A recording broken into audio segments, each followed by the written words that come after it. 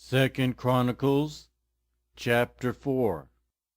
He made a bronze altar 20 cubits long, 20 cubits wide, and 10 cubits high. He made the sea of cast metal, circular in shape, measuring 10 cubits from rim to rim, and 5 cubits high. It took a line of 30 cubits to measure around it. Below the rim, figures of bulls encircled it, 10 to a cubit. The bulls were cast in 2 rows in one piece with the sea. The sea stood on 12 bulls, 3 facing north, 3 facing west, 3 facing south, and 3 facing east. The sea rested on top of them, and their hind quarters were toward the center. It was a handbreadth in thickness, and its rim was like the rim of a cup, like a lily blossom. It held 3,000 baths. He then made 10 basins for washing, and placed 5 on the south side and 5 on the north. In them the things to be used for the burnt offerings were rinsed, but the sea was to be used by the priests for washing. He made 10 gold lampstands according to the specifications for them, and placed them in the temple, 5 on the south side and 5 on the north. He made 10 tables and placed them in the temple, 5 on the south side and 5 on the north. He also made 100 gold sprinkling bowls.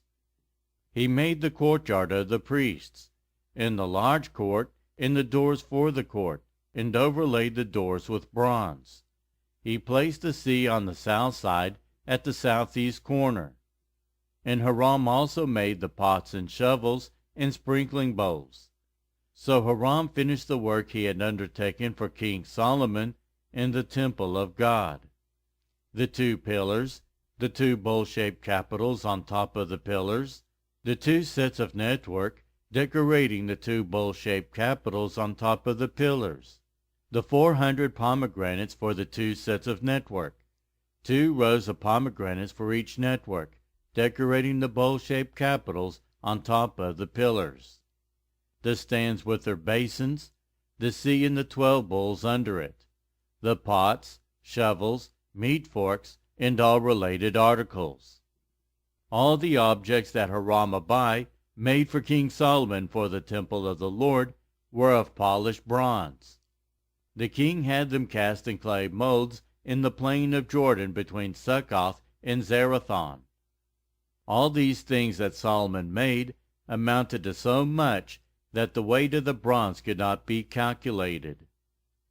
Solomon also made all the furnishings that were in God's temple, the golden altar, the tables on which was the bread of the presence, the lampstands of pure gold with their lamps, to burn in front of the inner sanctuary as prescribed, the gold floral work, and lamps and tongs.